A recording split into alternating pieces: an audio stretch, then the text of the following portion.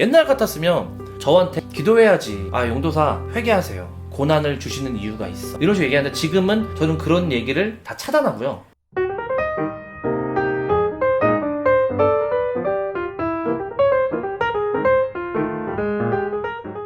안녕하세요, 용도사입니다. 오늘은 좀 개인적인 이야기를 하도록 하겠습니다. 최근에 제가 SNS 활동도 좀 멈추고 붉은 PD님이 대신 좀 영상도 올려주시고 출연해 주셨던 게 있었어요. 제 삶에 좀 어려움이 찾아왔습니다. 고난, 고통이라고 할 수 있겠고, 제 이야기를 간단히 하자면, 저는 살면서 시련이나 고난이 좀 많았던 것 같아요, 생각해보면. 그래서 늘 살면서 고난이나 시련이 없잖아요. 그러면 불안했어요.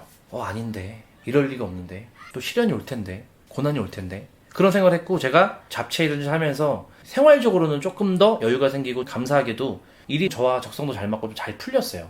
근데 그러면서도 한편의 마음에는 뭔가가 올 때가 됐는데 라는 어떤 그 동물적인, 제 살아온 경험적인 그런 게 있었고, 역시나 또 그런 시련이 찾아왔습니다. 오늘 그래서 1호 책방을, 오늘 이 영상을 보시는 분들 사실 저랑 랜선 친구라고 생각하거든요. 그러니까 알려지지도 않았고, 그렇다고 그렇게 재밌거나 완전 탑급으로 책 소개를 잘하는 그런 것도 아니고, 그냥 저희가 소소하게 만들어가는 책방인데도 이렇게 꾸준히 봐주신다는 거는 사실 되게 애정과 우정의 마음이 있다고 생각이 들어서, 오늘은 제 개인적인 이야기를 좀 하면서 이 시련과 고통의 문제에 대해서 좀 이야기를 하고 싶었어요. 어떤 얘기냐면, 제가 또다시 작지 않은 이 고난의 문제가 오니까 도대체 왜 삶에는 고통이 있는 것일까라는 생각이 또 불현듯 떠오르더라고요. 이 고통의 문제가 도대체 뭘까? 그렇잖아요. 그리고 제가 공부했던 게 신학이다 보니 당연히 신정론을 생각할 수밖에 없죠. 신정론이라는 것은 결국 고통과 신의 문제를 다룬 거거든요. 그러니까 쉽게 말하면 이 세상을 만든 전지전능한 하나님이 있다는데 왜 고통은 존재하는가? 라고 하는 굉장히 고전적인 질문인 거죠. 그래서 어떻게 보면 이 종교 혹은 이 그리스도교의 가장 아킬레스건이 이제 신정론이었고, 지금도 마찬가지입니다. 그래서 이 고통의 문제를 제가 실존적으로 마주하다 보니까 실존과 이 머릿속에 이 생각과 이론은 늘 같이 가잖아요. 그런 생각이 들더라고요. 그러면서 또 한편으로 다시 한번 되짚어보게 됐어요. 옛날 같았으면 저한테, 제가 교회 예배당에 굉장히 소속된 정체성을 갖고 있었기 때문에 기도해야지, 용도사 회개하세요, 용도사 잘못한 게 있어, 고난을 주시는 이유가 있어, 하나님이 뜻이 있는 거야, 이런 식으로 얘기하는데, 지금은 저는 그런 얘기를 다 차단하고요. 그런 얘기를 저한테 하는 사람이 없습니다. 왜냐? 다 관계가 끊어졌기 때문에. 물론 저는 이 삶의 고통과 비극과 시련과 고난은 누구에게나 있다고 생각해요. 근데 그것이 얼마나 큰 고통이냐, 그냥 일상에서 내가 마주하는 고통이냐의 차이는 있을 수 있겠지만 모두에게 있기 때문에 모두에게 존재하는 보편적인 이야기잖아요. 그리고 고통에는 반드시 어떤 열매가 따르고, 고통을 지나면 연단이 된다는 것은 신앙적인 종교적인 이야기뿐만 아니라 그냥 인생을 살아가는 데는 필요한 이야기라고 생각해요. 예를 들면 성공하려면 고통이 필요하다, 이런 것도 사실 어느 정도는 맞는 말이긴 하거든요. 그래서 이 고통의 문제를 제가 다시 한번 다른 다층적인 차원에서 고민을 하면서, 고통에 대한 문제에 대해서 신학자들이 역사적으로 어떻게 했는지 한 번 더 되짚어봤어요. 쉽게 제가 한번 말씀드려보면, 첫 번째로 가장 전통적인 입장은 아구스티누스였던 것 같아요. 가장 대표적인 교부, 그리스도교를 기본적으로 최초에 변증하고 신학을 정립한, 그래서 기독교 신학은 아구스티누스의 각주에 불과하다라고 하는 말이 있을 정도로, 아우구스티누스, 성 어거스틴이라고 불리는 신학자는 사실 위대한 신학자인데, 이 신학자는 사실 연단, 죄의 결과, 이런 식으로 생각했던, 왜냐면 원죄론을 굉장히 강조했었거든요. 그것이 가장 고전적인 입장이라 생각하고요. 그 바로 다음 입장은 이제 중세의 가장 대표적인 이제 철학자, 신학자 아퀴나스인 것 같아요. 아퀴나스는 그것을 좀 더 변증적으로, 종합적으로, 학문적으로 설명하려고 했던 것 같아요. 그 다음에 이제 근대에 들어서는 그 신정론적인 비판과 반박에 굉장히 기독교가 많은 공격을 당했죠. 그렇게 이제 현대 철학자들, 이제 무신론 사상가들의 엄청난 공격에 가장 철학적으로, 학문적으로 정립된 답을 내린 학자가 엘빈 플란팅가라고 하는 학자라고 할 수 있을 것 같아요. 신, 자유, 악. 이 책이 우리나라에 나왔었는데 지금 절판된 것 같아요.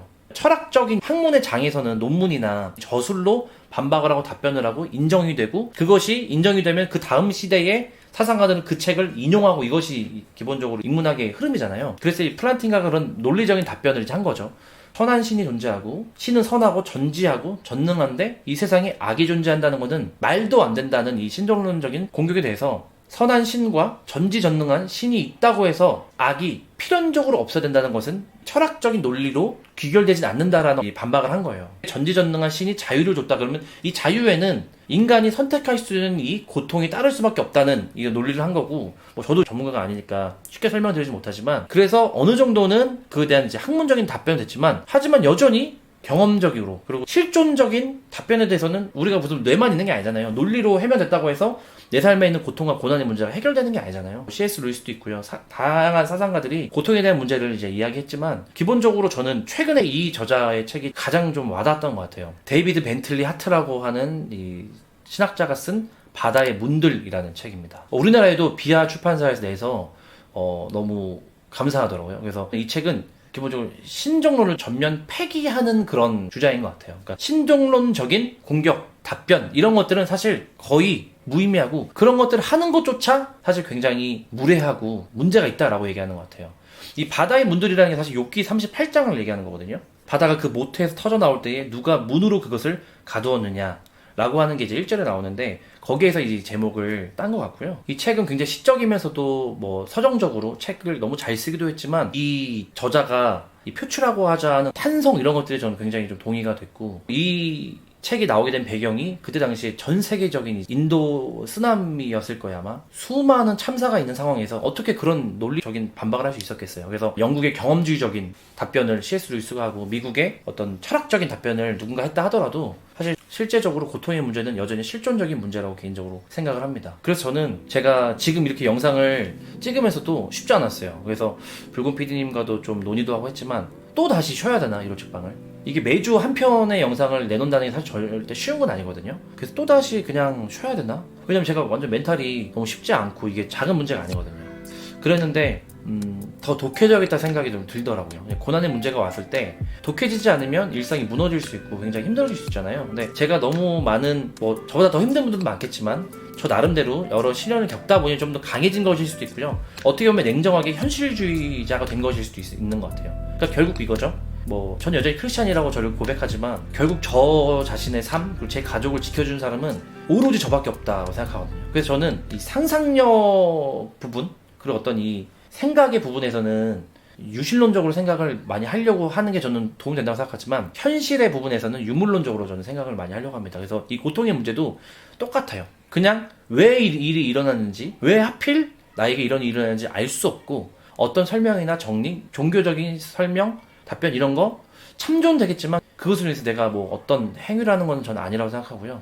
냉정하게 그냥 이 상황을 타개하고 이 상황을 극복해 갈 수 있는 것은 나밖에 없다는 생각으로.